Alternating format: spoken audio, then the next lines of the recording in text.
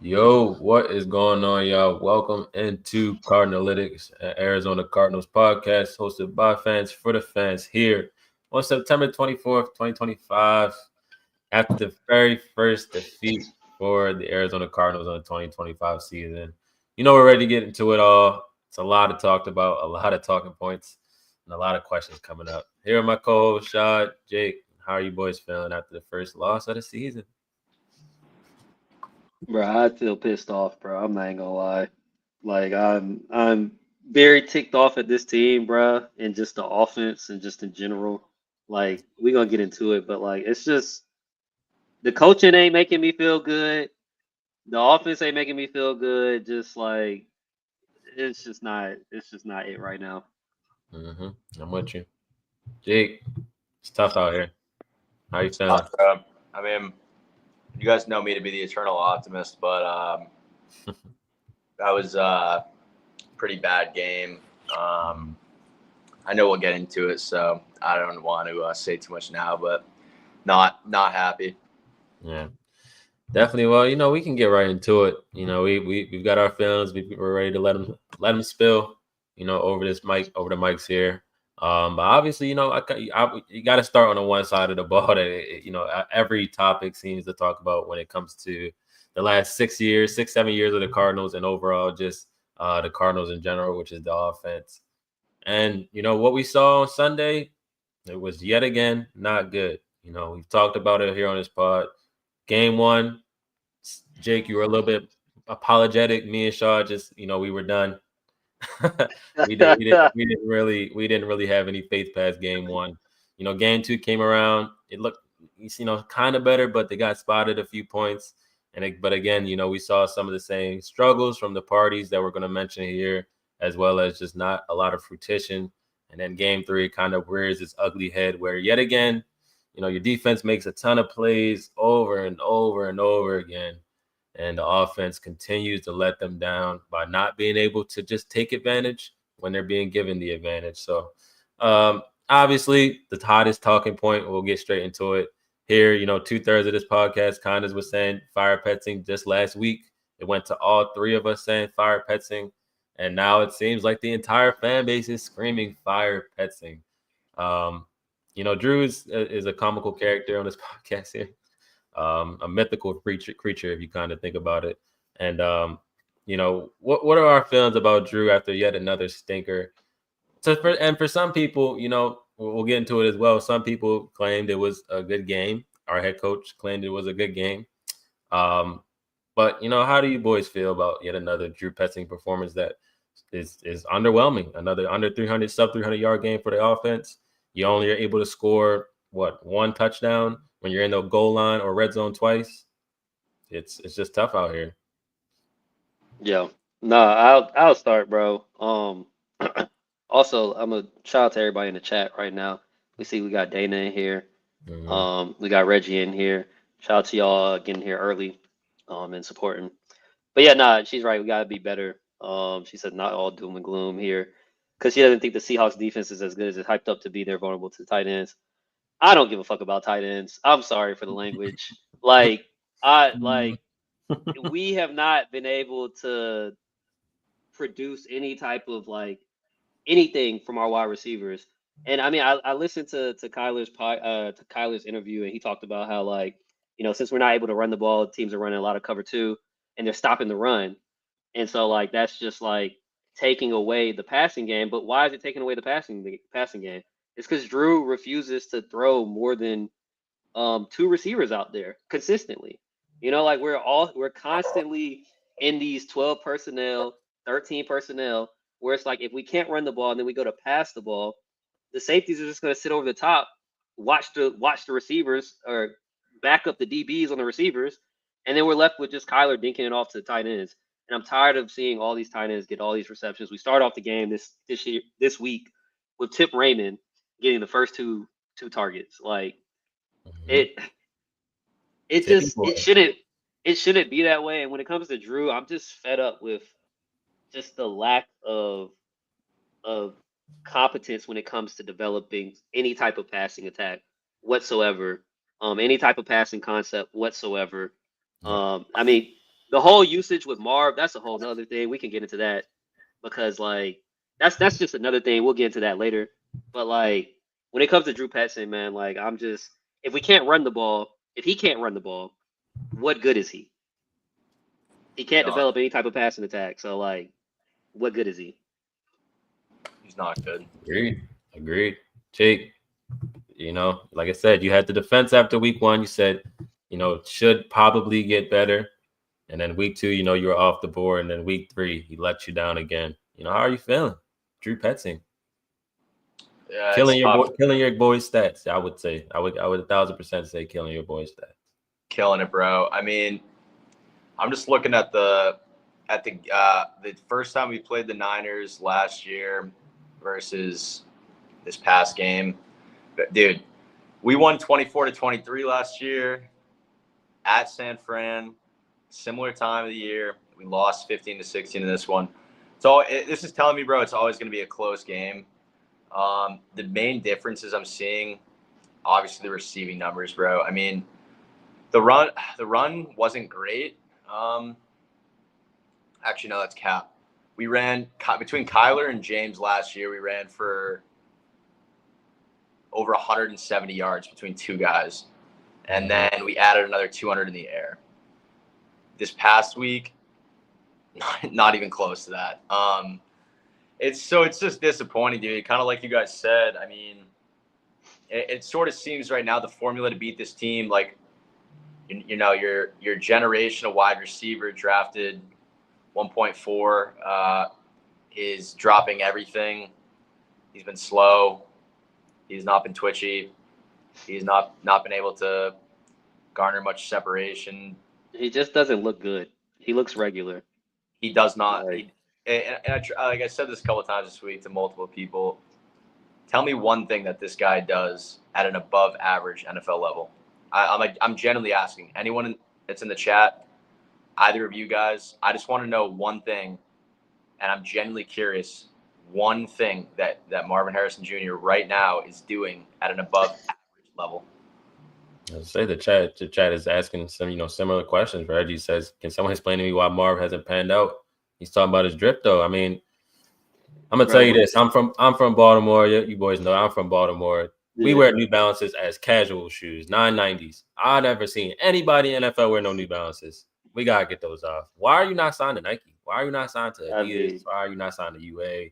Let's put some football cleats on, Marvin. Get these freaking New Balances off. Obviously, that's not the reason, but man, if you want to even get into that a little bit too, though, that brings up like a good point that I think Shad was talking about in our chat. Off air, but Marv Jr., Marv Sr., they seem to be very fixated on the financials coming in. That was a big thing with the this man refused to sell his jersey when he really should have sold his jersey because like now like nobody wants it. Like you're not looking good, bro. Like you had the whole New Balance, you had the whole like legal dispute with Fanatics, and now that's just like, I'm not trying to hate on the man because at the end of the day, he's a young kid still, but it just looks bad. Like it was this whole big deal, all the stories from the combine, or not stories, but just like the little side headlines, not running the 40.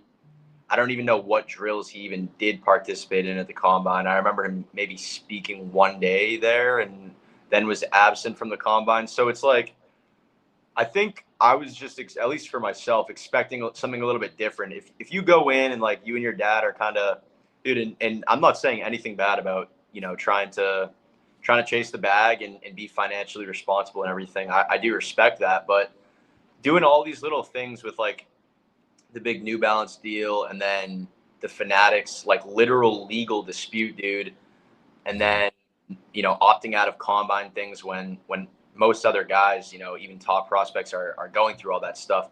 I was expecting maybe a little bit more of an edge, and he's a good kid, right? Like he's very well spoken, very calm demeanor. It's just that might not be helping him right now. Because I even had some guys reach out to me after his presser or his media. Yo, he looked like he was about to cry. I'm That's not what gonna people. lie. Yeah, I mean, He dude, looked that's like what he was about to cry. I had buddies giving me so much shit about that, dude. About him like potentially, being on the verge of tears and stuff in the locker room. And I do want to say something before we all kind of go and bash on him because I'm expecting that's going to happen.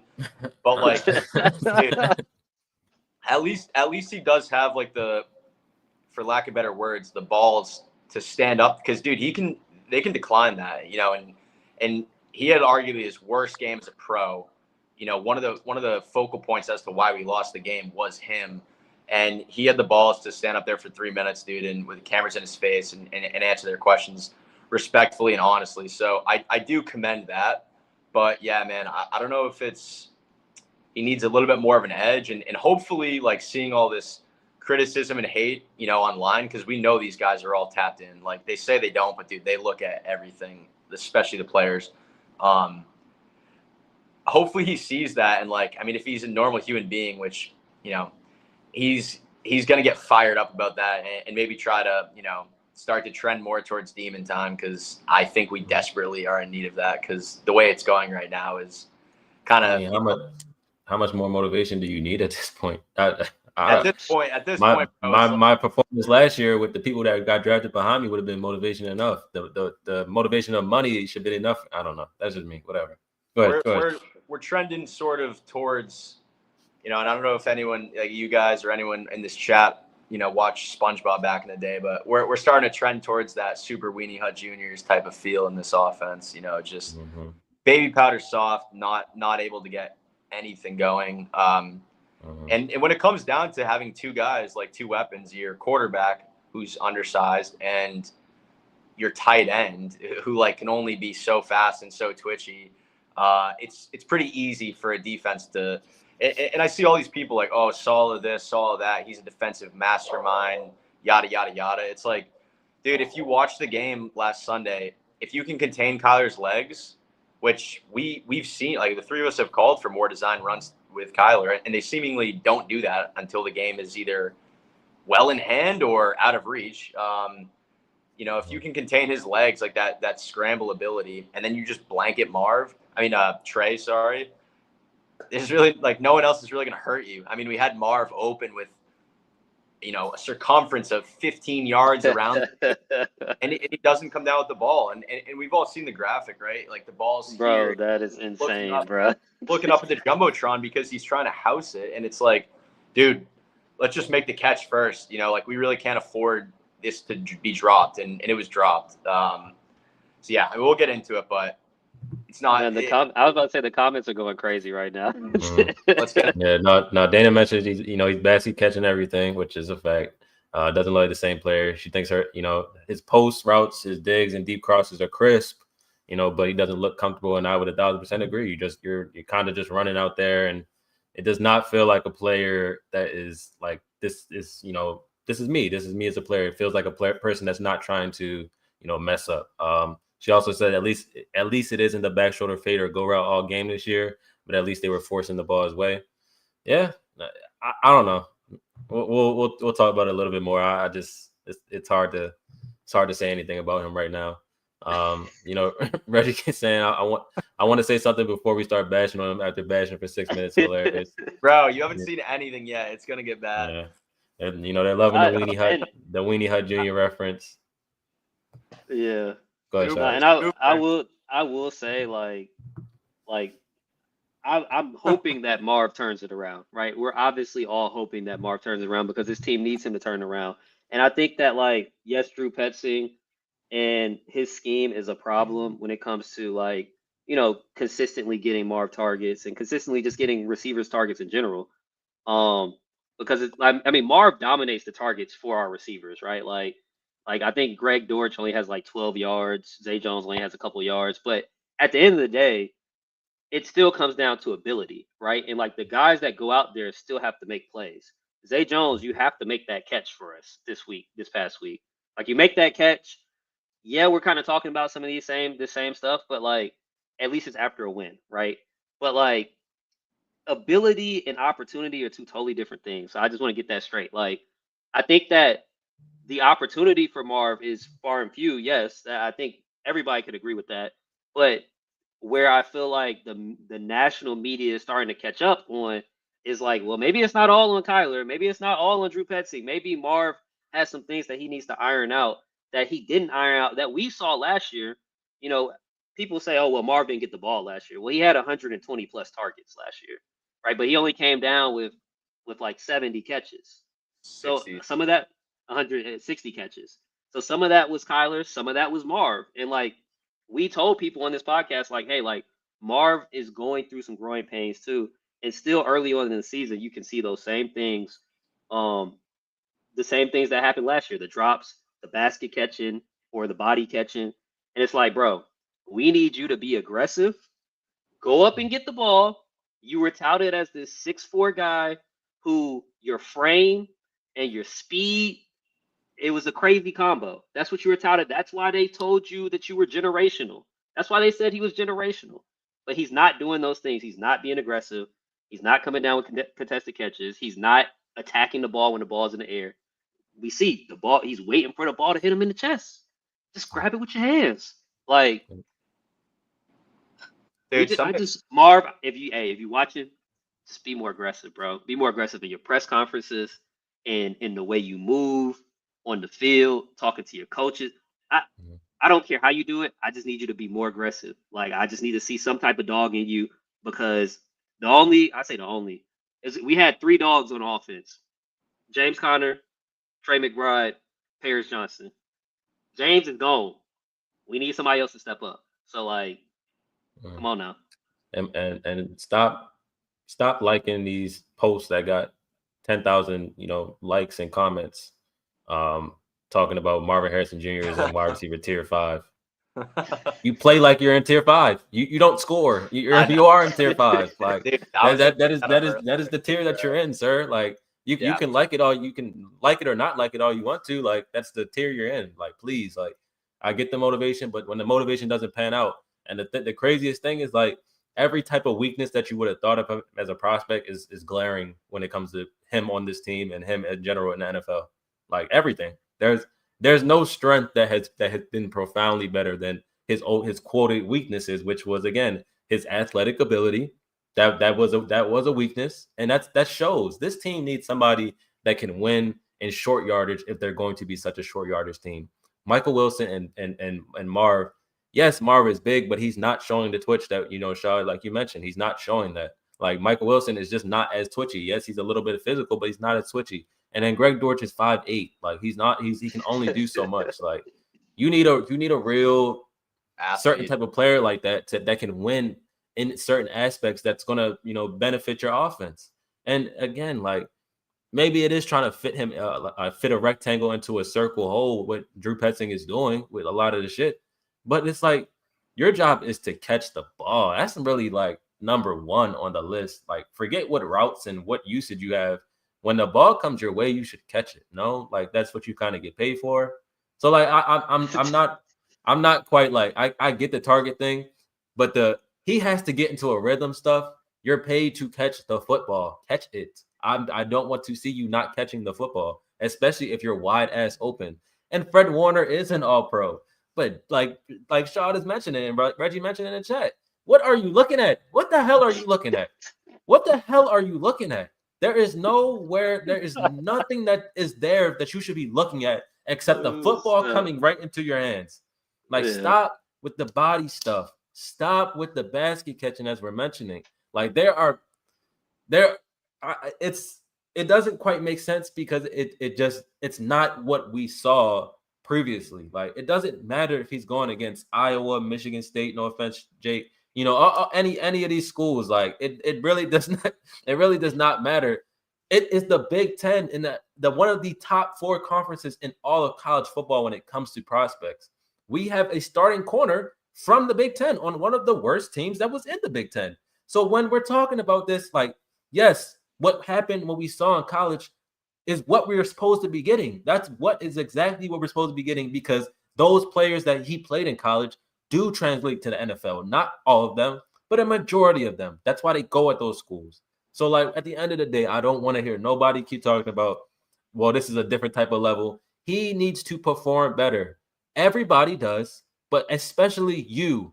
Other than Kyler, you're the highest pick on this football team. Be better. Be better. Why is he like? I get people have their qualms about Kyler, and that's fair. But again, you're telling me about XXX year 7, this, that. He's late on this throw. He's X on that throw. So why not hold the same player accountable that is dropping passes when they are on time, when they are there for him, and when he does have opportunities to make? Like they're leaving a fuck ton of points on the board. And this is why your team is not 3-0 instead of 2-1. And it was only a 1-point loss. And you did survive the first 2 games, but it's only sustainable for so long. Like Johnny mentioned and a ton of people mentioned this. The Cleveland Browns are the exact version of what we are, trending to be. Which again, we have a good quarterback, which negates all of the bad stuff that happens for them. They don't have good quarterbacks, so bad things happen on offense because of that, along with what they do. Like it comes to the nature. Like we gotta be able to not let this defense down if it's good for one of the few times ever in Kyler's career that he has a defense of this caliber right now. Like we gotta step it up a little bit, Marvin. You gotta be there because if they're gonna double trade, you are supposed to be the next person. And the thing is, you are the number 4 pick. That you have to be the next person. You don't have a choice, sir. Like you don't have a choice. Like at the end of the day, you don't have a choice. It's not all your fault, but you don't have a choice. Bro, we talked about it. No, sorry, never mind. I asked you, I was like, and this is a question for the chat too. Like, what's the craziest catch we've seen Marv make in his tenure as a Cardinal? I've watched Isaac Tesla play probably 50 snaps for the Lions and come down with 3 insane catches that I've never seen Marv make. And no disrespect to Isaac Tesla, he's not the number 4 pick in the draft. He wasn't labeled generational, but he is 6'4" and he is 200-something pounds, just like Marv.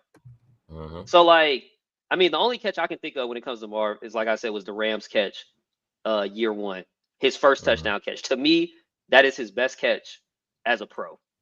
And that, honestly, you could make a debate that the ball kind of came out in the end, or he bobbled the ball at the end a little bit, but it still was a touchdown nonetheless.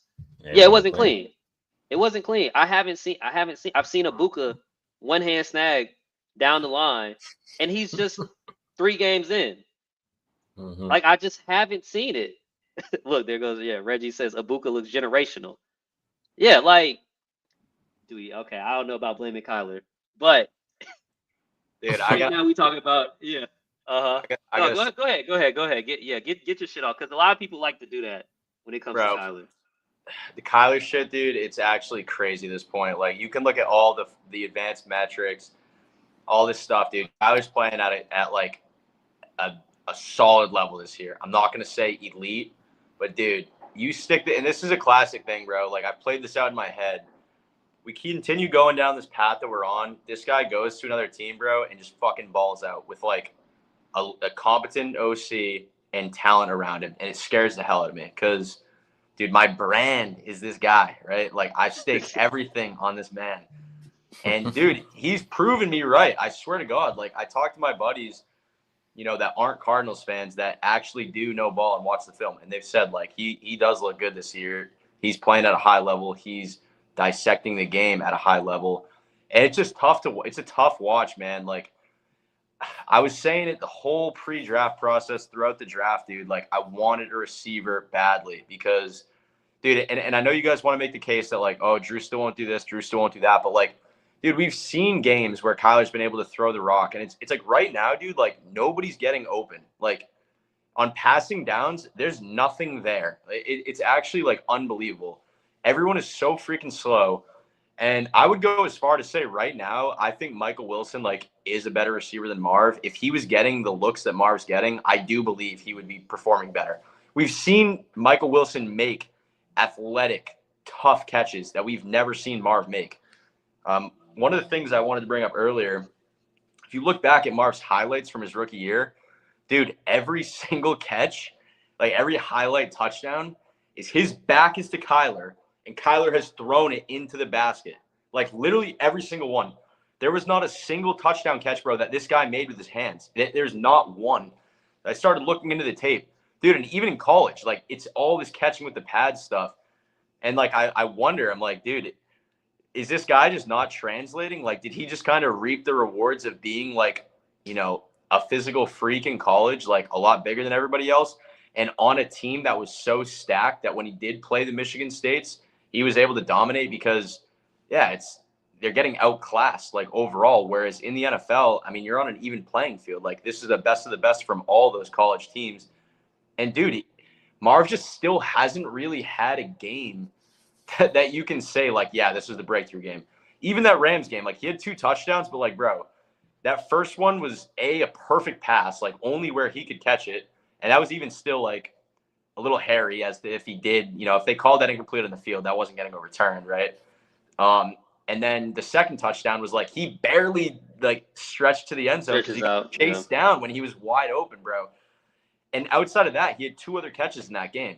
So I was like, oh, he had like 100-something yards and like 2 touchdowns, but it was like, dude, it was basically like all in like that first half, or like the first quarter even. So he really hasn't had a game. I mean, the most catches he's ever had is like 6 catches for like 90 yards, 80 yards. He had the Dolphins game against Ramsey where I think he went over 100. I think him and Trey went over 100. But like I think that was like one of Kyler's best games, if not Kyler's best game last year. So he had a good game there, but like that's all I can remember. Dude, and I will say too, that was like actually the most that Marv's ever kind of made catches that you felt like, okay, this guy is like a security blanket. There was that one where Kyler was getting hit, he just like flicks it up and Marv like dives, catches it on the sideline.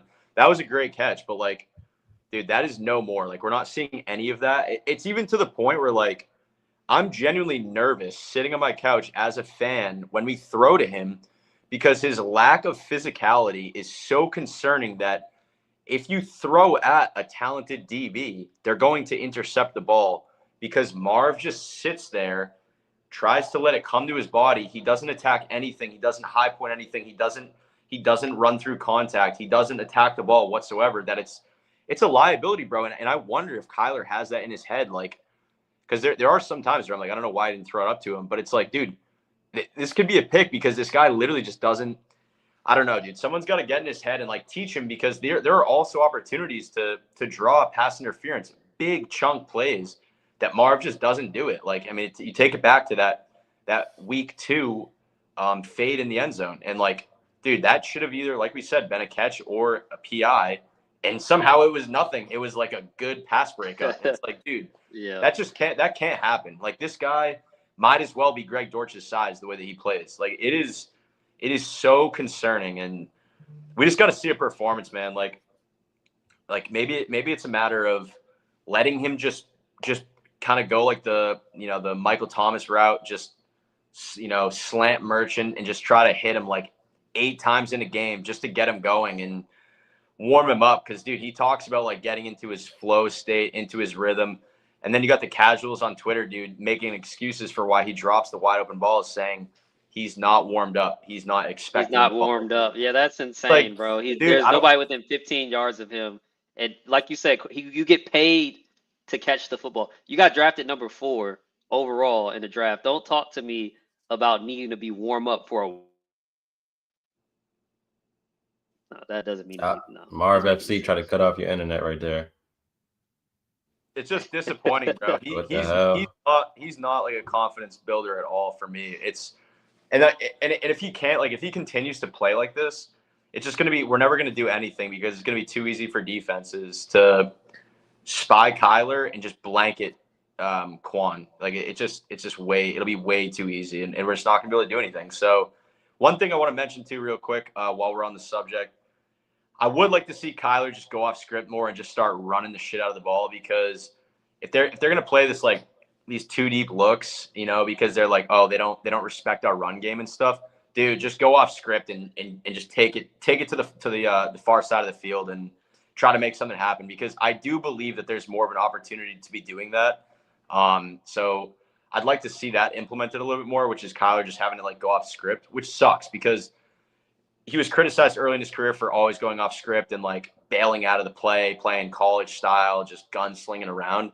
But and he's grown into this role of like, he has bought into the system. Like he's become very coachable, and it's almost to a fault at this point because it's really like nerfing his God-given abilities. So I don't know, man. Let's get into it. But yeah, Marv, gotta see something more, man. It's been honestly heartbreaking to watch. I mean, this guy had me slamming the remote No, you good. this past week. No, I was just looking at this comment that Dana said. Like, I've noticed this plenty within Drew Peskin's offense. Like, the drops do not match the routes whatsoever. Like, he'll be hitting his drop back or hitting the back of his drop, and like the routes that he's supposed to be looking for, they haven't even started breaking yet. So now he's waiting for them to cut or break, and then by that time, he's pressured. And I don't want to make this a whole. I mean, I know we've been talking about Marv a lot too, and I'm sure Corey was gonna get into this, but like, I don't want to just talk about Marv. We kind of need to talk about the run game too, and in the trash guards that we got on this team, because I seen a stat the other day, and I think the two of them they go hand in hand. The Cardinals are 30th in success rate in rushing success rate, which is third to last in the league. And then they're second to last in air yards per target, meaning how far Kyler is throwing the ball down the field. Those two correlate because they cannot run the ball. Because they cannot run the ball, like Kyler has mentioned, teams just sit in cover two because they can stop the run in cover two. And when you drop back and throw the ball with only two receivers on the field and two tight ends, where are the tight ends lined up? The tight ends are lined up right at the line of scrimmage. So they're not running deep down the field. That's why we see all these quick passes, all these passes to Tip Raymond, all these passes to Trey. Like, and obviously he's not gonna be able to throw the ball down the field far enough. It's not that he hasn't been able to do it, or it's not that he's not capable, because when he's been asked to do it this year, he's actually been very efficient. Way more efficient than last year when it comes to his deep ball. So the guards right now, in terms of the run game, I don't know what they got going on. I don't know what happened, because it's still the same guys there. And it can't be the system. It can't be, because nothing's changed. So like, I honestly, they playing worse than Marv. Yeah. You know what I'm saying? This is like, why they're playing the worst. This is why, you know, you obviously wish Will didn't go down the way he did, but knowing that, why did you? And it's you gotta take it with a grain of salt. You have to see what Isaiah Adams is going to be. You have no choice. You know what Evan Brown is. It's steady isn't good enough. You need elite. Why can't you aim for the best? Why can't you aim for being good? Like, at the end of the day, like just okay is not good enough when it comes to your quarterback being 5'10". You need solid. You need, sturdy. And now it's kind of, in my opinion, it's rubbing off from Yoda Froho. You can tell 1,000% he's not the player that he was, last year or at any point, of his tenure since being in Arizona. And it's like, it just comes down to everything when it comes down to those guards. I was an advocate on this podcast for Tyler Booker. I thought they should have did more to try to get Will Fries. It's at the end of the day, like, you need, and again, you also should have been in the market for Joe Thuney. Like, obviously that probably wouldn't have happened with the relationship that the Bears have with the Chiefs in terms of management. But that should have been something that you are also in on. Like, why not go all in on proper, like, good guard play, not just in pass pro? Because yes, you can argue, the Cardinals are number 2 in terms of pass protection ratings and stuff like that and metrics. But again, that's because of their simplistic pass game. That's why they get defended like that. Like, at the end of the day, they're not giving up pressures because the ball is coming out quick, because he's getting rid of it, because he's taking what the defense is giving. They're taking what the defense is giving, and the defense is giving you, heavy coverage because you can't run on them when they have 4 defensive linemen up front and 2 linebackers. It all marries together. At the end of the day, you should have got much, much better at the guard position. Instead, you kind of settled for Evan Brown because he was cheap while you're still saving money. And you had to see what Isaiah Adams was going to be like. And so far, Isaiah Adams, again, like, do you get a mulligan this year? No, but you need to be better. Like, at the end of the day, you need to be better. Like, you got drafted to take over this position at some point. Maybe they were thinking about, having you start right guard immediately already and then transitioning over Will or yourself over the left guard. And if Will doesn't get hurt, do we even sign Evan Brown back? Like, it's multiple thought process of it. So in my head, it's like, okay, they drafted you. You were going to be playing anyways. So you need to get a lot better. And then obviously we're talking about, like I said, Evan Brown. Maybe they played really good defensive tackles. Obviously, Derek Brown is a beast. not too many people on the Saints that are good. They obviously just got washed. And then you're talking about, younger players and rookies on the 49ers, or lesser known players, I should say. And so it's just, you're getting beat up, you're getting banged up, and it's just not cohesive towards the success of that side of the football with your quarterback. You need to be sturdy in the pocket. So the guard play is the guard play. They obviously have good pass pro, but because the pass pro comes in terms of how quickly the ball is coming out sometimes, and as well as just what's being taken. Like it's sad to see sometimes, but these guys need to play better. Everybody on that side of the ball needs to just be better. And overall, like, we also have to talk about this, and I'll talk about it real quick after these comments. I know Jackie said that was my favorite thing about Kyle in the Cliff era. His biggest plays were off script, and that's a fact. Like, everything is.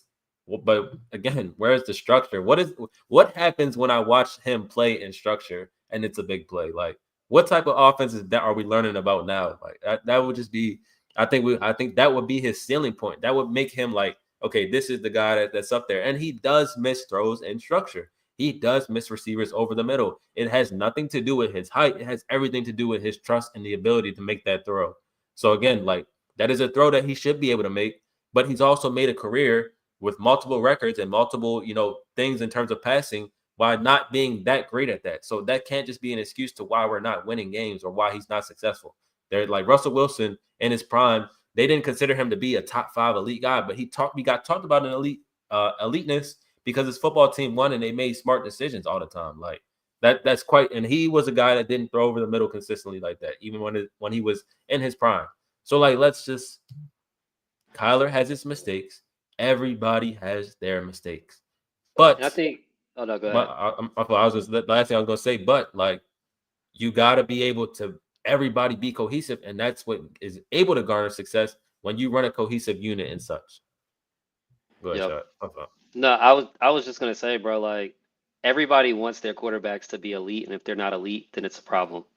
And to me, that is the dumbest shit ever, because there's only right now, if you ask me, there's only 2 elite quarterbacks playing elite football, elite quarterback football right now. That's Lamar and Josh Allen, right? Like, I still believe Pat is elite. I still believe Joe Burrow can be elite when healthy. But like, the difference between elite quarterbacks and just quarterbacks that are capable of winning you games consistently is the elite quarterbacks, when they make mistakes, you don't worry about your team not being able to bounce back. Like, Lamar can go out there and throw 3 picks or get sacked 7 times, and they're still going to find a way to be in the game because they have Lamar Jackson. They're still going to put up 28 points. Same with Josh Allen.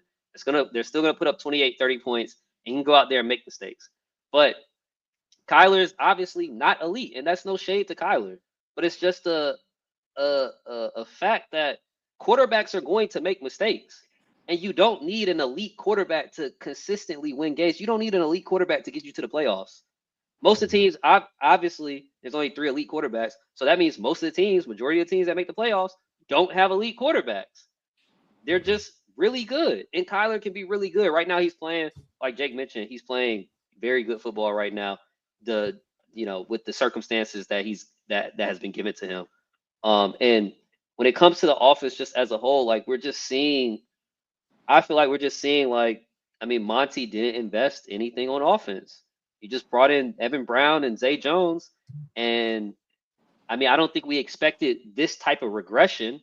Like, this type of regression is is honestly insane, to go from like the first or one of the best rushing teams in the league to now one of the worst, if not the worst, rushing team in the league.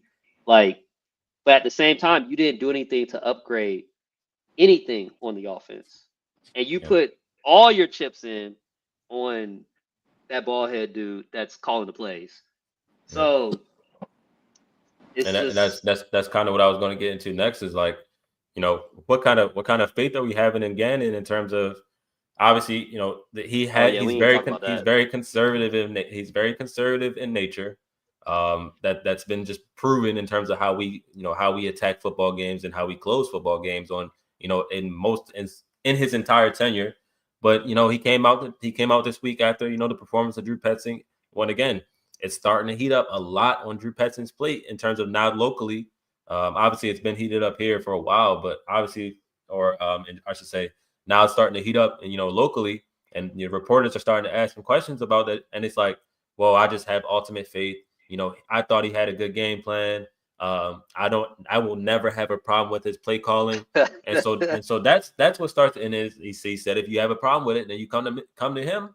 And so like here we're about to do that. We're about to come to you. Like, excuse me, you're okay with the offense not being able to have any type of yardage? That's okay to you, Mr. Pew Pew? Like, don't gaslight me. Don't I that's the one thing I think I may have said that when I started here, but like don't you talk with you and Drew Petting both. You both talk with this exuberant confidence like you've like earned something in this league already as leaders. Like you've earned your way to be in this position. That is 1,000% facts. You haven't earned anything in your current position. All you've done is inherit a team that was run by terrible people. And now you have some semblance of reason and logic. And so you're trying to profound that on us. And as fans, we're enjoying it. You enjoy the process, but the process has to breed results. And at this point, you're 2-1. It's still early in the season. I know it sounds like doomsday chat, but we're just talking about some stuff that we've already felt, and now it's coming to light. Now that our defense, who, as we mentioned, our coordinator and our defense, how we thought they would have success this year, now that they're really up there in terms of not being a bottom 6 unit, but they're in the middle of the pack, closer to the top 10. Like now, for some reason the offense wants to do absolutely nothing consistently. And you're okay with that. You told us that you're okay with that. And that's going to get you a one-way ticket to being fired, sir. I'll tell you that right now. And again, maybe Michael Bidwell is finally like not in the way. Maybe he's like, y'all do your thing. You guys are making sense. I'm really not going to be involved. And so he's not going to pay attention unless we go 4-13, unless we go, have some shitty ass record. But the fans, the ones that want this team to get to a certain spot and be elite all the time and perform all the time, we're noticing that it's not good. It doesn't look good. Nothing looks good on that on offensive side of the football. So don't gaslight me and tell me that you like how it looks or that you'll never have a problem with the play calling. I have a problem with the play calling. It's 3rd-and-1 inside your own 10 and you don't run the football. What? What are we talking about? You did a play action drop back pass and sat there and asked your quarterback to wait for it. Yes, there are 3 receivers there, as somebody mentioned to me. That's great. I love the screenshot. I appreciate the lines of sight that he should throw to. But why are you not running the football inside of your 10? Why are you even calling that play? It's literally a half yard. It's a half a yard. So I had a problem with that play call, as many people had a problem with other play calls. And that's just the story of the nature that he is okay with that. So again, I have a problem with that. I don't like that at all. And again, that's going to get you a one-way ticket to being fired. But overall, JG, for me, like your conservative nature, it has to go. You have to earn stuff in this league, and you have to play balls to the walls.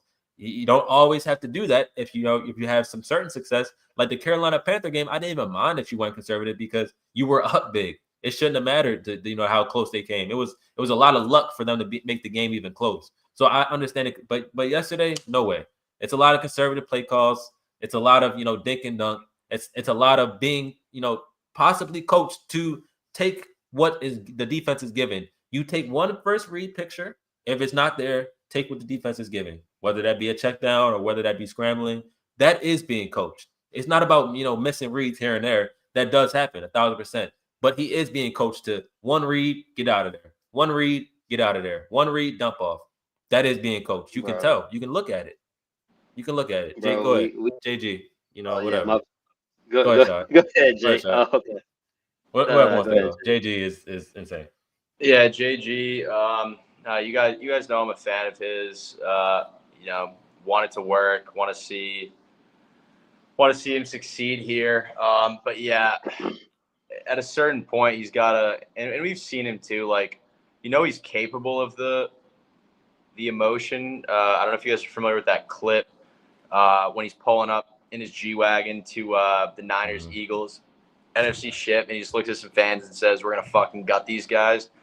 I need to see more of that, bro, because with us, he's very seemingly like calculated to the press, and he's a big team guy, which I respect. Like taking it on the chin for the Petsing stuff, but I'd venture to guess that he's in fact bullshit about what's going on with the offense, and he's more or less trying to just protect the guy underneath him, and sort of just, I hope, address things behind closed doors.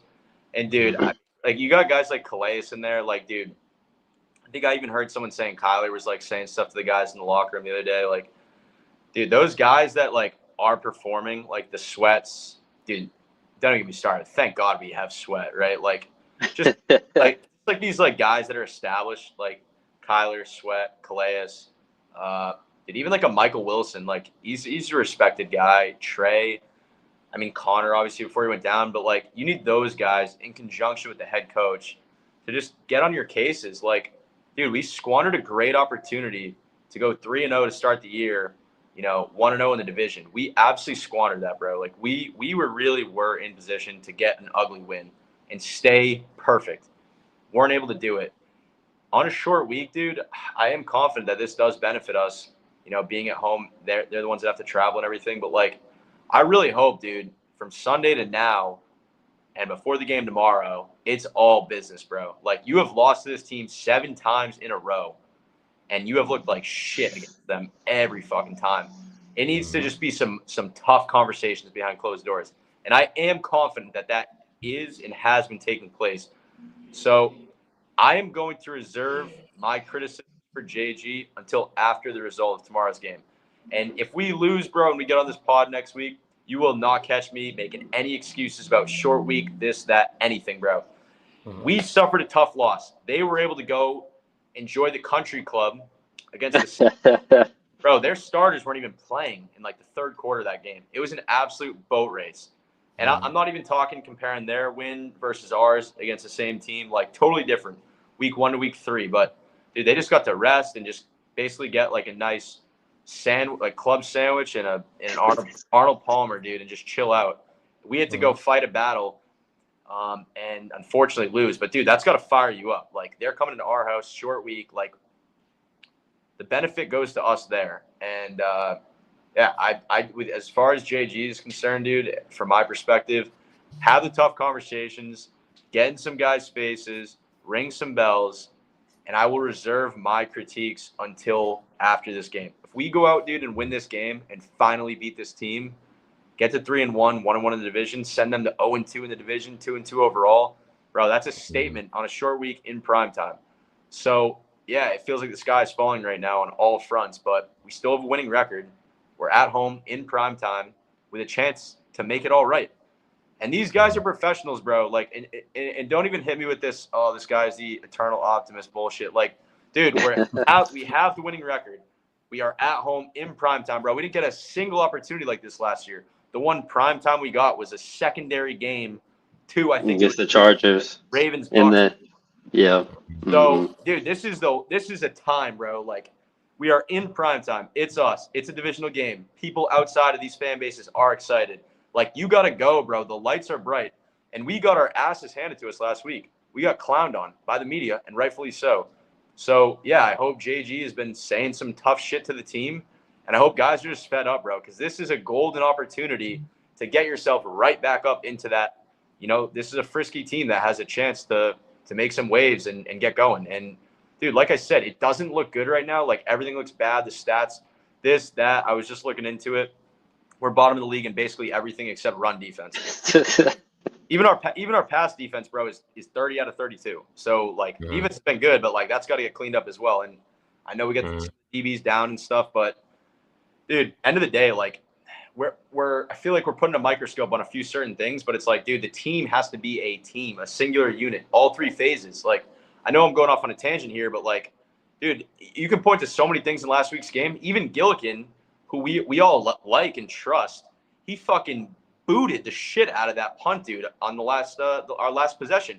He had a net 30-yard punt because he put it in the end zone. That has to be that coffin corner type of punt, bro. This guy is a professional, and he is one of the top punters. Like, this was not just one guy, a couple guys, one coordinator. Dude, this was a collapse on all fronts. And, dude, they just got to get unified. And honestly, I almost feel like in a short week, like, you are forced to just do that, have some tough conversations, we're going to be without a lot of the same guys that we weren't without last week. So now you're used to it. Some guys that were raw, like Keytrells, the Denzel Burks, hopefully, they got some runtime last week and they're ready to go. So, yeah, like I said, I mean, long-winded way to go back to your question, Corey. I'm going to reserve my right to critique JG until after this game.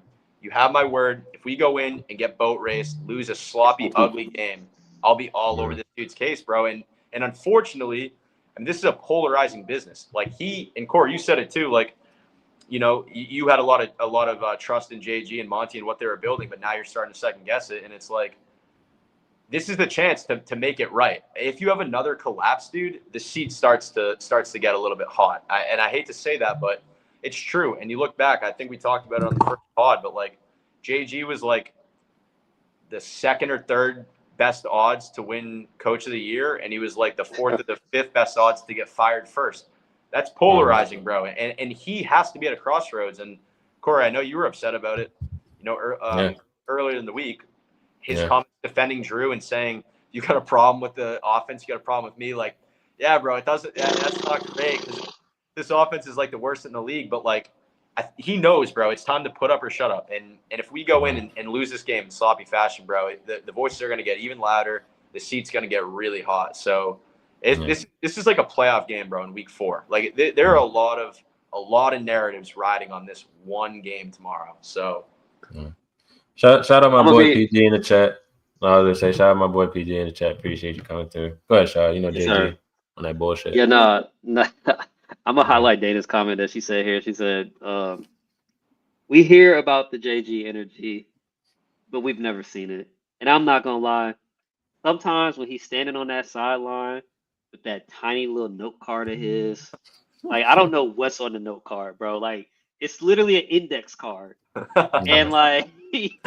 You see all these other coaches. You see Dan Campbell got the big play sheet, like all these other coaches got play sheets or whatever. But he just has this blank look on his face, like he's just unamused. Or I mean, not that he's unamused, but like he's just he has this calming demeanor, right? Like he doesn't want to get out of character. I hate that, bro, because like honestly, like I haven't. Yes, we've seen some type of emotion from him, but like I feel like that feeds on the team. And like I'm starting to really question, like I think I've seen somebody said the honeymoon phase is finally worn off. I agree. I feel like what we saw against San Fran was probably one of the worst losses in the JG era. Just putting everything together, going on the road, playing against Mac Jones, and a depleted Niners team, and just how we lost, how the team looked. I don't know if the team is gonna be fired up. Like he's gonna say that they're fired up. They're gonna say that they're fired up, but like I don't ever see that from him. And then what he says in the press conference, like, "Oh, if you got a problem with the offense, you got a problem with me." Well, it's obvious that there's a problem with the offense. So yeah, I do got a problem with you. Like if that's how you wanna be, and I'm not saying you got to throw Drew under the bus, but like you can come out and say like, hey, there's some things that we probably need to work on. It wasn't the best today, but it can get better. Like, or you're confident that we're a couple plays away from it being better. But like, we're not asking you to throw anybody under the bus.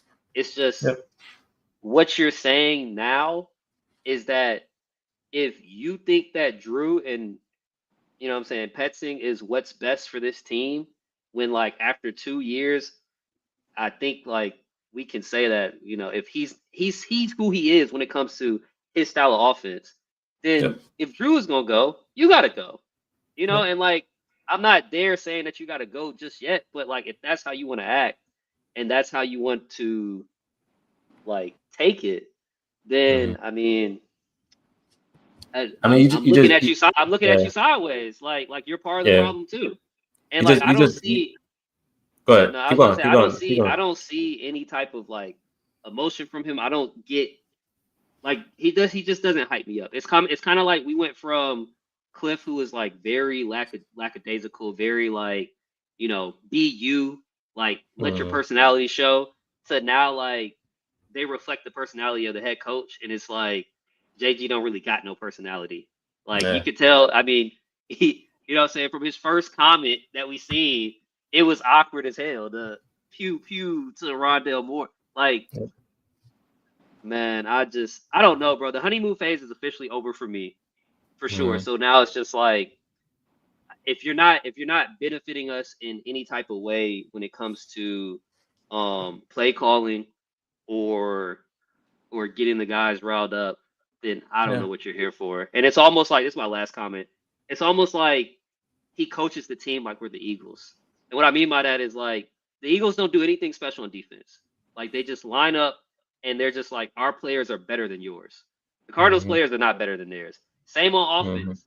They just line up, they just maul you in the run game, and their players are just better than yours. They don't even pass the ball like that. But we're not the Eagles. We don't have those elite players. We don't have all pro players. So, like, you got to do something different.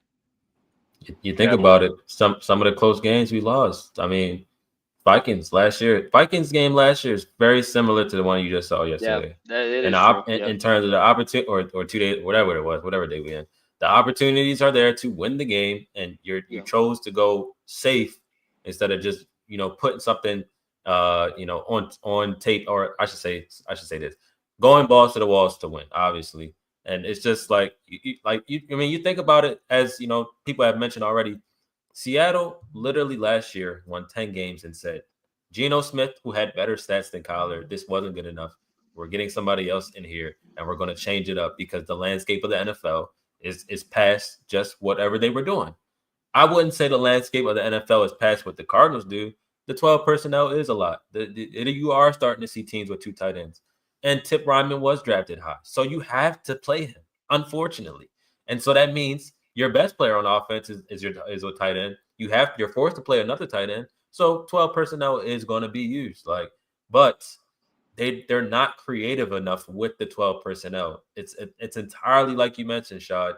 They say, well, we think our players are better than yours, so our game plan is going to go through you instead of trying to go around you and go through you. The Lions try to go around you and go through you. But they also use the same type of personnel and had the same type of success rates.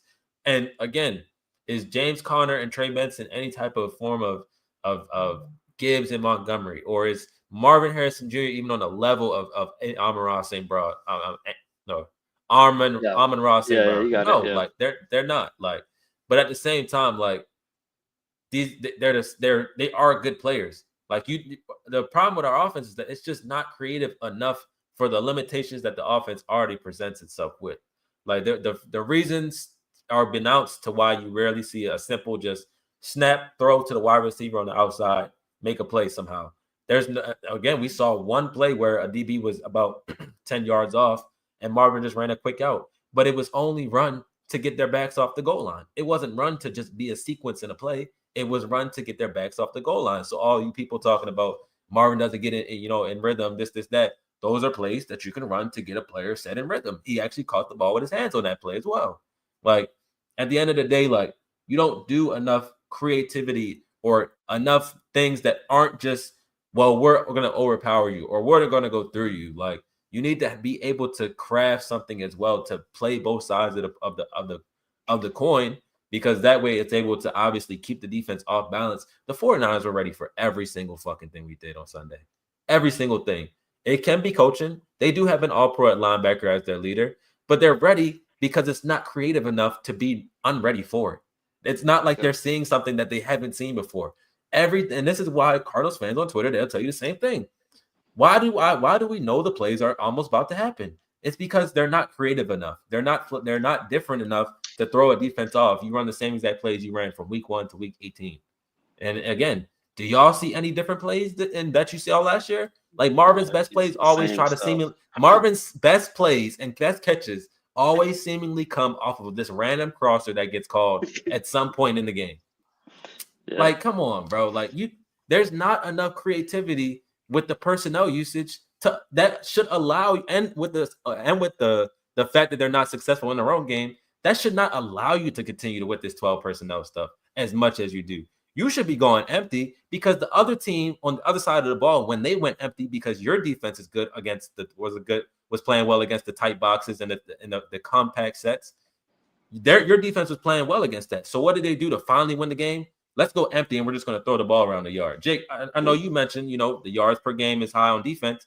That's because we have been, up in games. So the conservative nature of these teams, we're not letting you beat us deep. So you're just going to take these little slot plays because we only have one linebacker on the field. Buda Baker is going from, maybe in the box to deep safety. He's going anywhere he wants to on a play. So you kind of just throw away from him, and that's where all those chunk yardage are coming from.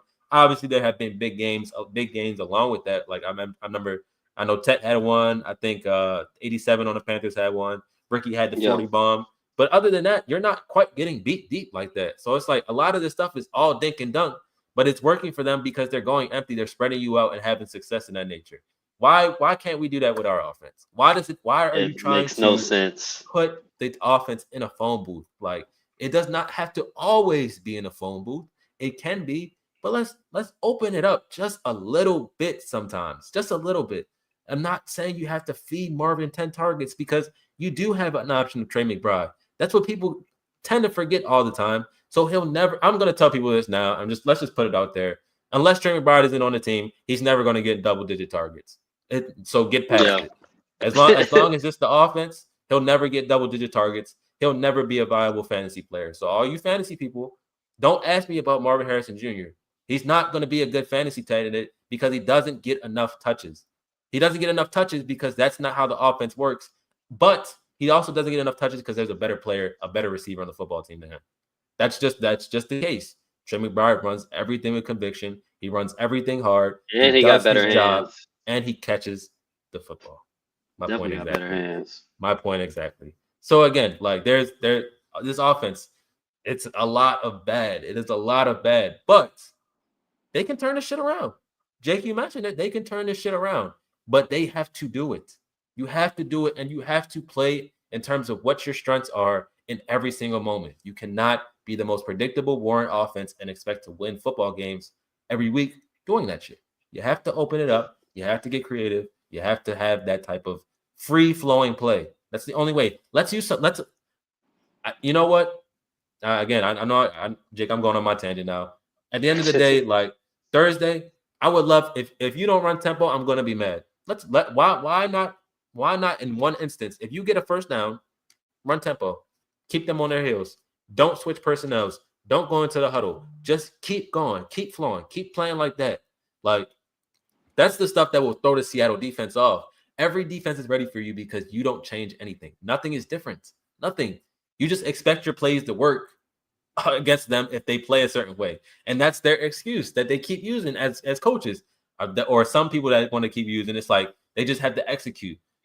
Why can't it be, okay, we had a good game plan and they executed? Like, let's get to that notion, or let's get to that notion instead of just complaining about them not executing. Like, there's just so many things with this offense. I can't. Go ahead, Jake. I can't. One thing you mentioned about spreading it out, I think it's just tough for us to do that, just given the personnel, and especially the way. Play them. Dude. I'm tired of hearing about Xavier Weaver for all of August, and he has 0 snaps. No, I fully agree with you, bro. But Petzing's obsessed with getting the tight ends on the field, and they're just not going to spread it out when they got 2 or 3 tight ends. Bro, we can go McBride in the slot, Dortch in the slot, Marvin, Mike out there, and then I agree with you. I just don't think Petzing does, bro. No, he's not. Somebody needs to tell these dudes, like JG needs to tell these, like Drew, like, bro, you're coaching for your job. Like, coach like you're coaching for your job. Like, and nobody is. And that's the biggest problem. They don't play like their job is on the line. I put the tweet out there. I said the reason that we as Cardinals fans, we did try to compare, our rebuild to the Lions. We have to stop doing that because they have a culture of playing every game like it's their fucking last game of the season. We play like we had another game on Thursday because we played the Vikings game like we had another game after that. All these games that we've lost that are close to these good teams, we play like we have another game after it. And that's my issue, is that when we didn't have another game after it, y'all were creative and aggressive. That's not just me, though. I don't know. They are insane, bro. They are absolutely insane. It's such a valid point, bro. I mean, you can prove yourself right with that statement by just looking at the Panthers game. Like, we were boat racing that team, dude. Just as Seattle was the Saints this past week. The difference is Seattle ended up scoring, 44 points, and we stayed at 27 because Drew Petzing is just – and this falls on JG too. Like, that conservative shit is absolutely ridiculous, and it's quite frankly outdated. You see the Lions on Monday Night Football. They get that first down that they needed. The Ravens had one timeout, minute 40 left. They're up a touchdown. You know, if that's us, we're running like three. Oh, we're punting the ball, dude. We're running three straight run plays, three dives right into the D line, and then somehow punting. But with them, they score a touchdown, run up the score, bro. Which honestly, like, the data tells you. And you know why those plays work? They were able to finish those. It's all comes to sequencing and game planning. They did the same kind of thing all game with the wide receivers cracking down. They finally come down when you think they're about to run. They're not cracking down anymore. They slip out and they throw the ball, which is a if you talk about throwing the ball when we have a lead as the Cardinals and you throw it on third down, that's almost a cardinal sin. You should never do that, because again, God forbid you try to throw the ball, you know, when the game is possibly on the line, because you got to run out the clock. You know, you got to be safe with the football. They threw the ball 15 yards down the field, first down, end of the game in that fashion. On fourth down, wasn't it like 4th and 6? On 4th and 1. It probably was like that, like their 40 or something like that. At the 50. It was further than that. At the 50. I want to say, like, we talked about it, was like, yo, like, they're probably going to punt the ball. And sure enough, Dan Campbell was like, nah, we're going for it. And I'm like, I can't believe y'all about to snap this. And they did. I think it was 4th and 2, which is funny because that was the same shit. Same exact situation that the Niners faced against us. 4th and 2, 40-yard ball to Pearsall. Like, dude, I totally agree with what you're saying, Corey. Like, the predictability of this guy's offense is actually fucking sickening. Like, it's like, dude, it's like, you know, for a fact, it's like, all right, we're up by like 3 points, or throwback to last week, we're up by 2 points, have a chance to ice the game. First and second down, 100% are going to be runs, probably up the middle, going to get stuffed. Now we're in third and most obvious passing, dude, and all of a sudden they can just sit back and guard the line to gain. And it's just, that's what we ran into, bro. And we always run into that. And like, you even go back a little bit further, like Corey talking about always playing like we got another game, bro. That is so accurate. I want to see them close a fucking game. Like, if I close a game, I'm talking about, let's allow our quarterback to go throw for 200 plus yards, because he hasn't even gotten close this year. And it's just a crime, dude. Like, week 2, we're up 27-3 at halftime. Why do you stop throwing the ball? Like, dude, you have a comfortable enough lead and your passing game is so unproven. Take that as like a joint practice. Like, throw the fucking ball. Like, try to move the ball down the field instead of just run, 3 and out, keep punting to them and basically saying, like, here, we want to welcome you back into this game. Like, it's absolutely sickening, bro. I'm just tired of it. It's crazy too, because like, it's like before last week, it almost felt like we couldn't push the ball down the field. The Niners break through, get that first touchdown, and then all of a sudden our guys go right down the field and throw a sick touchdown. It's like, what the fuck, bro? Like, this can actually be done.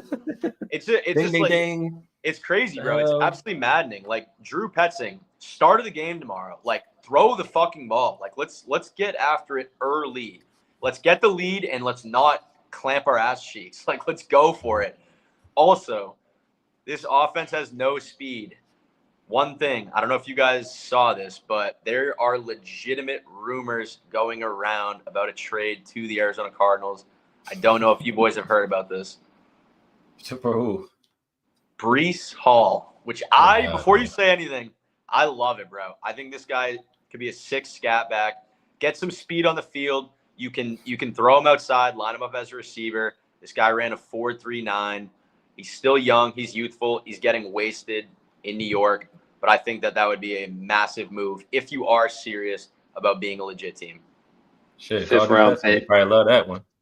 5th round pick, bro. I'm not giving up. Like, I'm not giving up that much for Breece Hall, bro. Like, I'm not giving up like a 3rd round or 2nd round pick for Breece Hall, bro. No, but dude, I would give up a 4th. I mean, he's up for a new contract this year, so it doesn't go well, you just let him hit free agency. If it does go well, you go and sign him.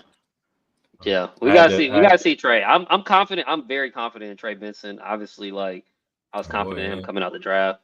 So Yeah. like we gotta see him first. But right now, bro, like nobody can run behind our offensive line because they ain't blocking shit. So Mhm. like it don't even matter. I had And he to said had to he's going step for a off. third. I know Shaw knows this one. These little Mm. huggies for sure. I had to step Oh, off. I needed a hug. I couldn't. This offense is depressing as hell. But, And overall, just it is what it is. My boy PG, he always on the trees. He said he's going for a third. So we not coughing up no third rounder. So enjoy him wherever he's going, because it's not gonna be us. How I get down. So then also came in here. She mentioned the 14 personnel this year. Insane. It was a goal line play, so you get a slight pass, and like she said, Kyler kind of was great on his feet, made it work. Man, But weren't they in 14 personnel when they like the last drive against the Niners? Were they in 14 or I thought 13 that, I thought that personnel? was I thought that was 13. It was I thought they 13. had. I think It Higgins was out there, Tip and Trey was out there, or it was and they that, had them or all lined up on the same side of the field. yeah, and they just ran that. They just ran that way. Yep, ran that way. I did think I thought Kyler could have peeled, like could have took it, but again, he's like Jake mentioned, he's listening to his coaches. If the play and somebody mentioned this on the thing. They said, why can't, or I think somebody under one of my tweets or something like that. We said why not check out of that play and call something else? It's like, you tell me how many times you've seen us check out of a play. Usually the play is called. They go walk to the line of scrimmage. It's usually about 10 seconds left. Kyler scans the field. They do whatever they're doing, and if it doesn't work, it's a bad play call. It's Let's like, let's check out of a play with 13 personnel to go into yeah, another play with that's I what I'm don't saying. know Like it's like not too many other so plays valid. it's not too many other plays or things that you can call when yeah. these are the personnel sets. Like at the end of the day, if you're trying to be the big bad 13 personnel team, it's not working. You can't check out of a run play because what is Vokalek gonna do? You can't trust him to run a route.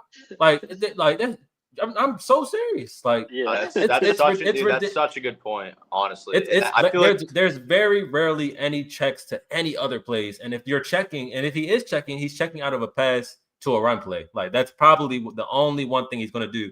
So if he's calling a run play to begin with, it's not like they have an audible to a pass play. Like that's the gist of what I was trying to get at when I was saying that. Yeah. So it's like there is no there. I'm not going to say there's not any freedom, but because they do allow him to scramble and make plays when needed.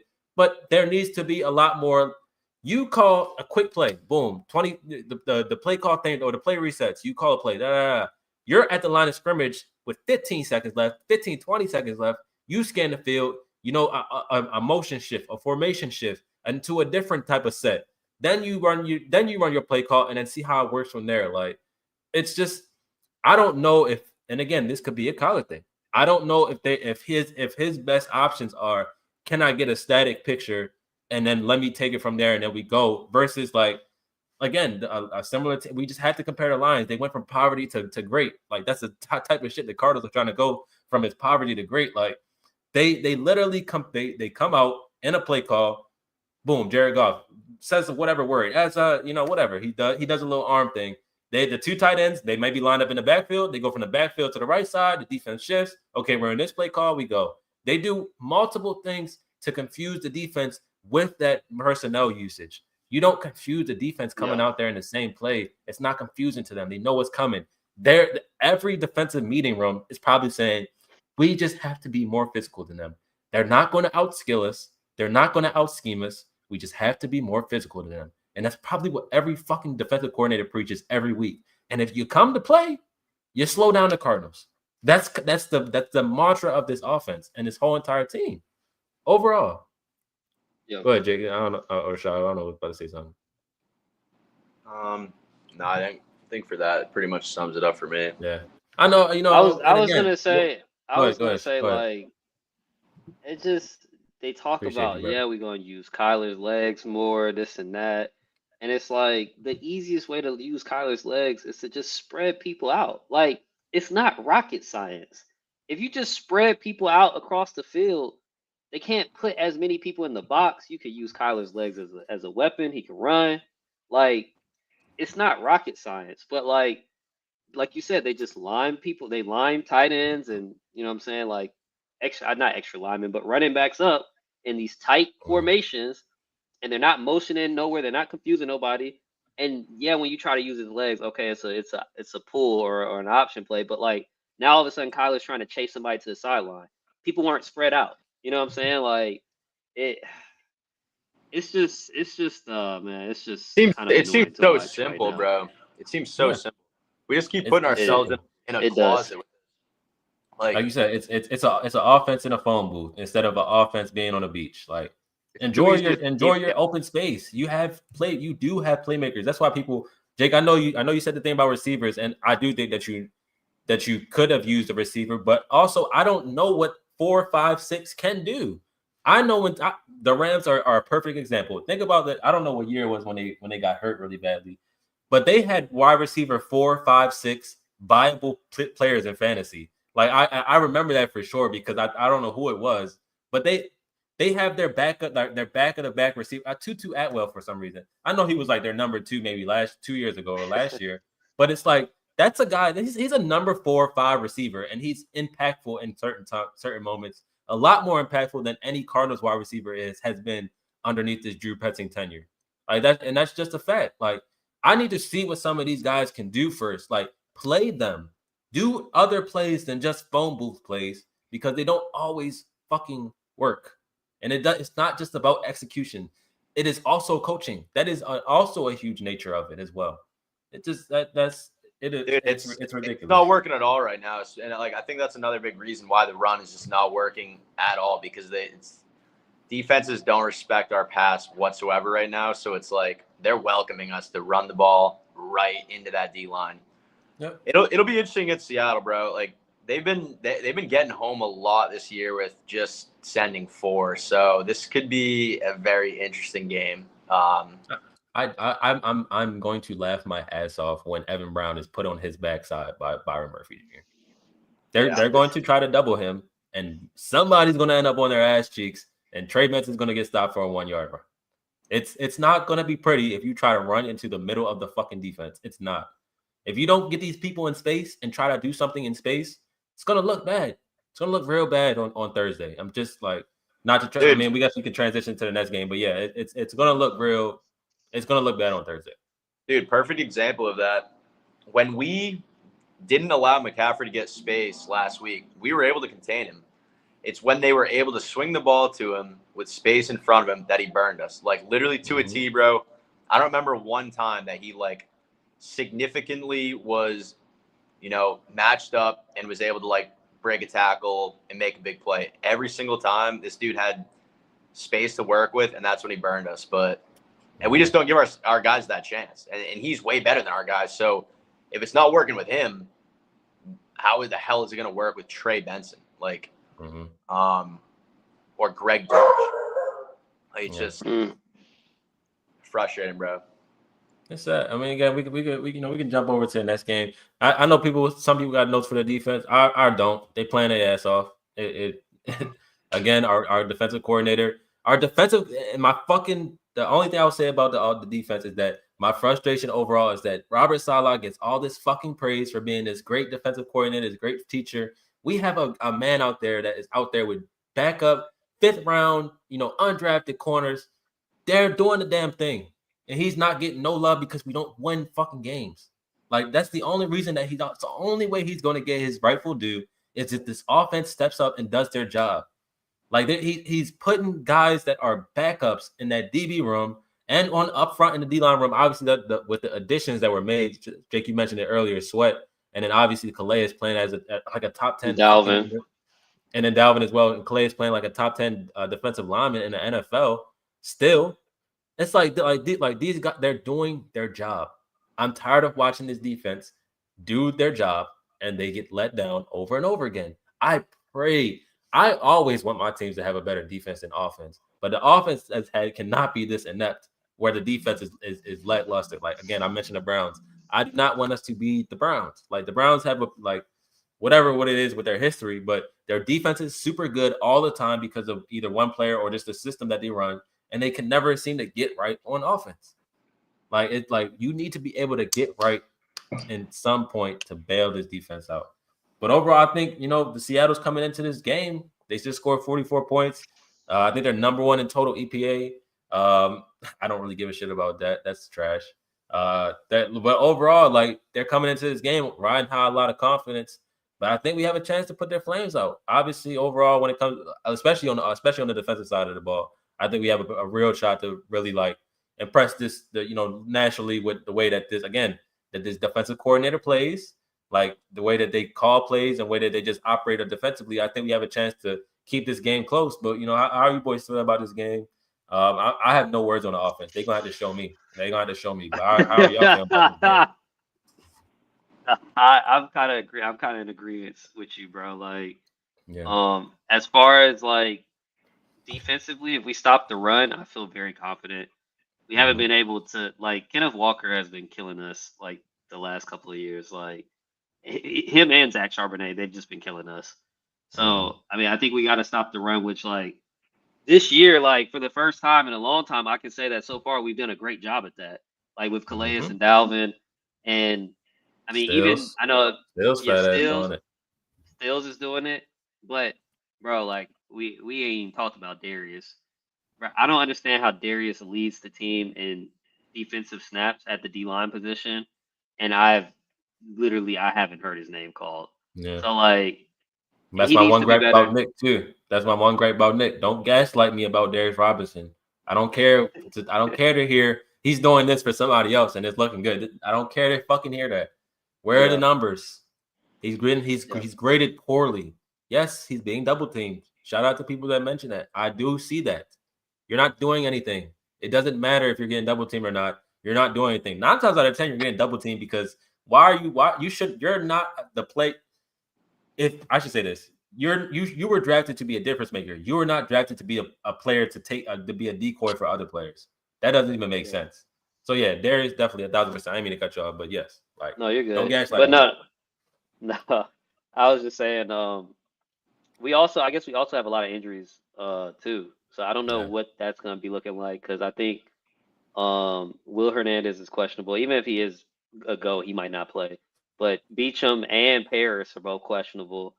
And I want to say Gaithers is questionable also.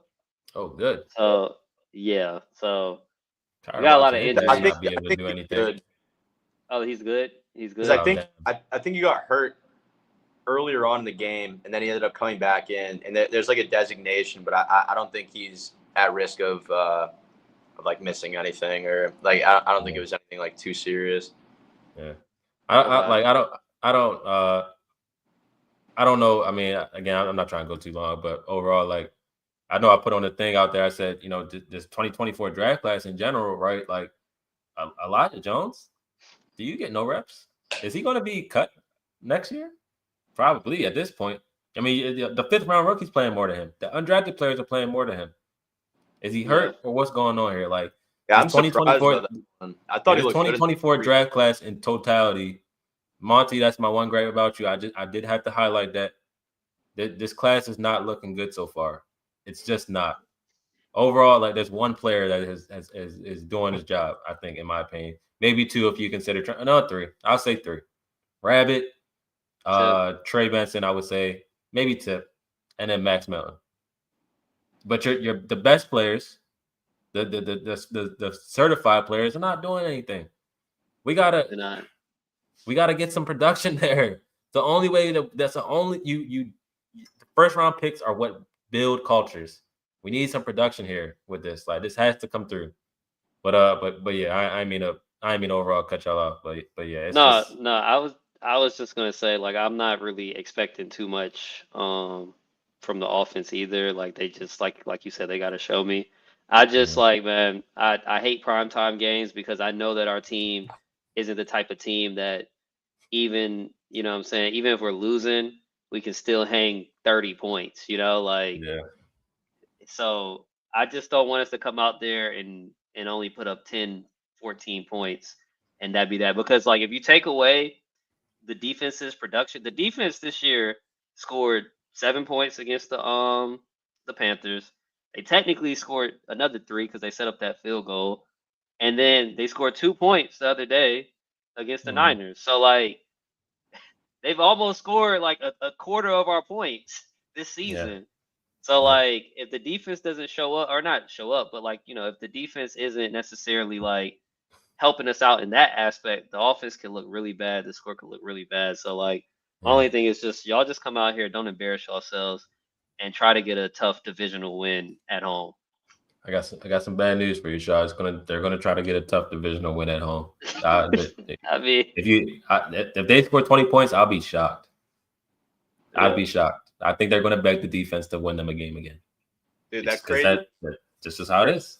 Crazy part of that is too. I was looking at the lines today, trying to see like how the public is betting this game, and I think it was like 80-ish% is on Seattle money line, 70+% Seattle to cover the -1.5, and then it was like 60 or 70% is on the over, which I was like, dude, this game is not going over. If I had a gun to my head right now, you take week 1, Seattle versus San Fran, that's a 4-point game, and then you take ours last week, Arizona, San Fran, that was a 1-point game. Very similar total scores.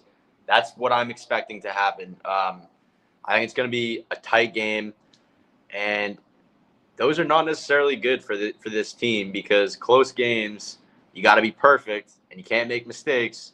This team loves to make mistakes. So I'll be honest with you boys, and you guys know I never say stuff like this, but I'm pretty nervous for this game. I just think, it's only week 4, but it's prime time. Shad, like you said, we haven't historically been known as a team to rise in prime time. All eyes on it for 10 days. You got that long break afterward, almost like a mini bye in a sense. It's divisional. You can't start 0-2 in the division, especially with this game being home. So yeah, I'm pretty nervous, man. It truly does feel like a playoff game. I was at the Seattle game last year. We started off hot, like so hot that I thought, all right, we're connecting on a deep pass for a touchdown. Like, there's no way we lose this game. And we found a way to lose the game. We got some bad news that Spoon is back and ready to go, which is brutal. Their D line has been rated super highly. Somehow Sam Darnold has been rated super highly. So I don't know. I just think for me, like I said, I'll be there. I'm going to be very nervous. But if we can just start off like similar to how we were able to start off against Carolina, I'm not asking for a touchdown from the defense, anything like that. But like, we got to come out hot. We got to get pressure on Darnold early. He's famously known to be a man capable of seeing ghosts in real life.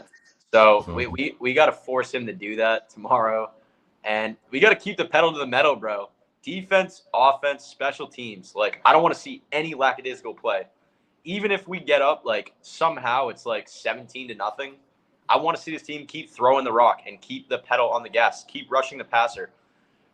One of the reasons why, and Corey, you were saying it's honestly such a good call out, that we've allowed so many passing yards, this dink and dunk shit where, like, we go into ultra conservative mode and we're like, oh, we'll just give up everything in front of us. And it's like, okay, well, that's just allowing them to just run down the field and eventually end up with points one way or another.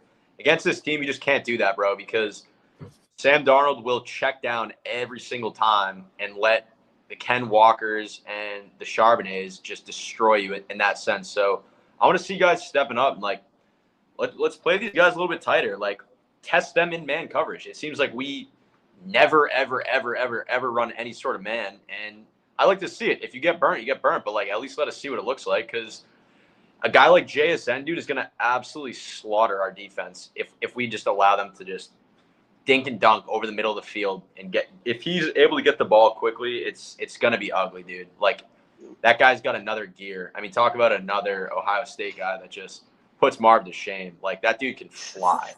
I mean, he's like generational, bro. Like has the ability to be, in comparison to Marv, it's like, it's not even close, dude. That dude's going out there and, like, he is just eating 100-yard games for breakfast. And it's like, it looks easy, bro. And I'm like a little bit nervous, to be honest with you boys, that that he's going to go out and put up like 140 and like a touchdown tomorrow. Jamar Chase type game. Yeah, like I'm very nervous of that happening. As much as like I applaud Rouse's defense, like I just hate. Like it's crazy too because like you watch our offense and we're on pins and needles. Like we complete like 11 or like 10 plus yard pass play like towards the middle of the field and we're going nuts texting each other like let's go get some points. And it's like I watch teams against us and it's like the middle of the field is wide open. It's like it's like a fire sale. Like who wants stuff? We're giving stuff away for free. So it's just frustrating. So I'm not gonna lie. Like I'm pretty nervous about that. I know the implications of this game. 10 days off is gonna be very long if you fall flat in your face. So prove something to the fans, bro. Like we're gonna show out just like we did for the Carolina game. Like let's get a dub, dude. I want to start hearing about the Cardinals in the national media. I don't. We were 2-0. I didn't hear anything. They asking you said who was generational? All right. Let me clarify. He's not generational yet, but in comparison to Marvin Harrison, this guy looks like a first ballot Hall of Famer, and Marv looks like a guy that could be there it is. That's out of the league, there. Bro. If we want the hard truth, like he's not generational right now, but dude, JSN is playing. He's a top 5 receiver this year so far. Like he's playing in a different league than Marvin Harrison. It's not even remotely close. And like, if you really want me to open up on this guy, Marv, bro, like it is like on the border of pathetic right now. Like I got to see something because has this dude ever broken anything? Like I mean, we're talking about not even being able to catch the ball here, dude, wide open. It's like it's never going to get easier than that. And that's why I tell you guys, like I'm nervous because on a play where you got to have it, we don't have a guy outside of Trey. And Trey's a freaking tight end. It's 250 pounds. Like he's not going to burn a guy. So if you're in a gotta have a position and you got to throw it up to a double covered McBride, like, dude, you can have no confidence in that. I just have no confidence in Marv, dude, to go up and make a play. Like we've even seen it. He's wide open and he still can't make the play. You saw the ball to the end zone last week. That ball is right there, dude. If you're an NFL receiver, how are you like? Oh my God, he had to stretch his arms a little bit, like. Bro, dude, he's the 4th pick in the draft. It's a ton of receivers that are making that catch when he's stretching out. Jacoby Myers, Tyquan Thornton, dude. Tyquan Thornton made a crazy catch the other night. It's like, dude, you got to come down with some of these. So honestly, dude, one thing I want to see out of Marv tomorrow is a decent catch, a catch that makes you say, wow, that was above average. Because so far we've seen that like one time in the guy's career. So it's been 20 games. Like, gotta see something, dude. Gotta see something. My last question for you, because I was kind of curious about this too. Dana said in the chat, she said, like, you know, more or less 50% Cards fans. When you went to the game last year, was it a lot of Seahawks fans? Like, do you think it's gonna be, like, what do you think the crowd's gonna look like?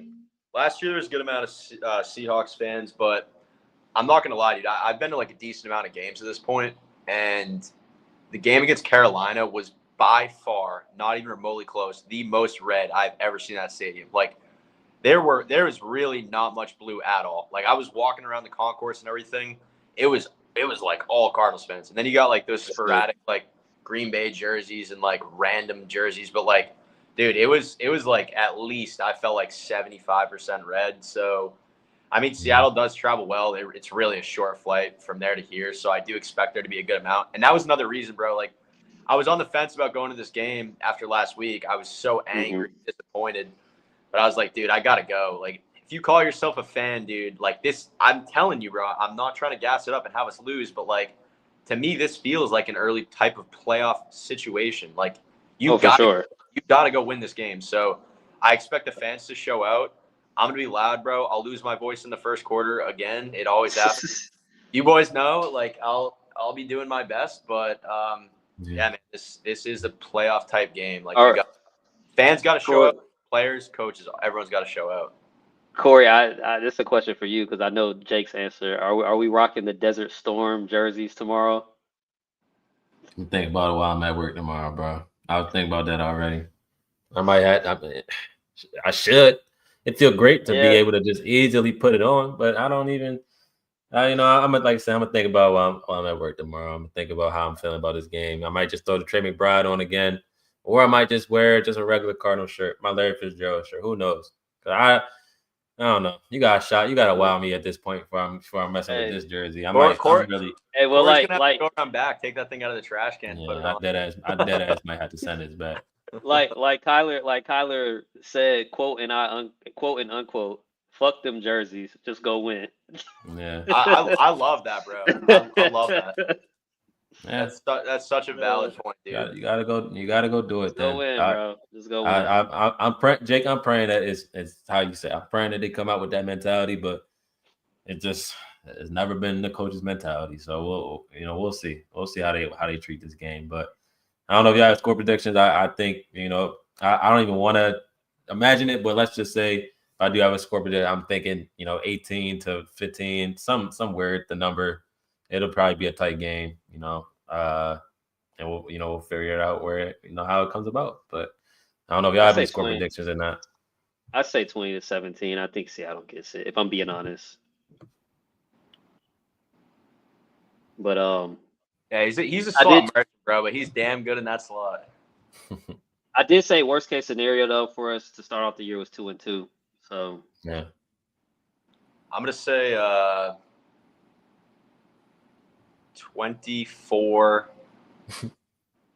I'm gonna be real. Like I know I'm not disagreeing with y'all. I don't know how y'all predicting 20 points. We haven't averaged that nowhere. No, I think we'll get 17. Games. I'm gonna say 17. Okay. I'm gonna say 24-20. We take the victory, dude. It's been 3 weeks. Like it has not looked good, but eventually, bro, something has to go right. We put 27 up on Carolina, dude, in 2 quarters. Like something has to go right. And yeah, I mean, the eternal optimist in me is showing a little bit here, but dude, honestly, I get it. I gotta see it, dude. I gotta see it once. Because let me say this: if we are not able to go out and score in a respective nature tomorrow, it's gonna get real loud. And might I say, there's a real chance if this thing continues to just tank, that we could see a firing and an internal hire of Mr. Nick Rallis as head coach, because the defense is certainly not the issue, bro. And if this thing continues to go the way it's going, and JG wants to hitch himself to that wagon that is Drew Petzing, it could start to get really loud, and it could start to get really sweaty over there. So, yeah, you got to show out, bro. Home, primetime, divisional game, coming off a shitty loss. It is so obvious. Like, you got to go out and you got to fucking take this game. You have to take this game. Yeah. The PG, the fact that the jersey was free makes it even easier for me to put in the trash can. So we gonna figure it all out for sure. But yeah, we'll see. Tomorrow's the big day. A lot of tickets are gonna be on the Cardinals. A lot of talk is gonna be about the Cardinals. Primetime game, first real, like you just said, Jake, you mentioned first real primetime game. It comes down to who wants it more. Is your team going to play like the season's on the line? Or you're going to play like you have another game, like another opportunity, await you in 10 days after this. So, we'll see. So, obviously, after this game, got ourselves a little break. Probably won't catch y'all again till probably next time this week. But I believe that we'll be able to have Mr. Donnie Druin from SI on next week. Little spoiler teaser. So possibly he'll be joining us, maybe like a little quarterly check, get a real sense of the locker room, a real sense of how the coaches are kind of speaking. And then, we'll get into it all. We'll see if we're reacting to, a victory, hopeful, a seemingly clean but dominant performance. But, you just got to finish. It got to be about finishing. If you have a lead in the fourth quarter, you got to finish the football game. It's just how it's going to come down to. So, Dana, appreciate you coming through. PG, everybody that stopped through. Yes, sir. Appreciate y'all. Hit that like, subscribe button. We appreciate everything. And, we'll be back next week to recap and preview as we always do. You boys had anything to say before we head out? Gotta get one more thing. Gotta get this. Get it off. Get it off. So I've been doing this thing this year. I got this new phone case. So I've been collecting trading cards. I've been trying to get back into collecting trading cards. I got this phone case where you can put the trading card in it, and it's kind of like part of the case. So I had Kyler in there for the first couple of games, and it's like, all right, once we lose, all right, Kyler, you got to go. I got to get somebody else in there. So this is so random. Don't tell me. Your boy, I I don't know if you can see that. We got Zaven Okay. in there. Let's go. Okay, We got Zaven in there. I thought you about to have Marvin Harrison Jr. in that bitch. I would've sent No, that and motherfucker out. I got Marv queued up, but he can't go in Okay. there right now. So we got Zaven in there to hopefully start another win streak. Yes, there we go. There you He's go. found the end zone the same amount as Marvin has. That's a fact. That's actually a fact. Yikes. Jake, yeah, anything for me? Sean, I love it. I love the card game. Glad you're getting into that. Yeah, hopefully Zaven doesn't come out of that case. But yeah, I just want to reiterate, bro. Like this is a huge game. I'm so jacked up. Just want to get out of here, man, with a great win. Get to 3-1, 1-1 in the division, send Seattle packing, and then just be able to enjoy the next 10 days and reap all the sweet benefits, dude, of hearing good things about the Cardinals from all the media outlets. Yeah. For 10 straight days, bro, and then get ready for Tennessee. So just please, dude, do any sort of good luck charms that you have, superstitious things, dude, do all of them. Please, please, please. Gotta have this one. Gotta have this one. I'm gonna tell y'all, if Thursday doesn't look good offensively, and especially, you know, for sure, if it happens, if Kyler struggles in any fashion, that Friday morning block of news, boy, oh boy, that's going to be bad. That's going to be they're going to question everything about Kyler Murray and the Cardinals, everything that has come about it. So again, if this is just a boring game, if this is like a 17-14 game, like we mentioned, and maybe the Cardinals win, you're not going to hear about it. You're going to hear about it maybe for a few minutes, but they're not going to talk about it like they'll talk about other topics. If this is a great game, they're going to talk about it. If it's a stinker for Kyler, they're going to talk about it 1,000%. Bro, Kyler can't make not one mistake. I swear, he make one mistake, they on his ass. It don't even matter. He makes one mistake, dude. I'm turning my phone off. I can't. I know they don't care about outside noise, but this is a lot of talk. Is going to be about the Cardinals if they look bad tomorrow.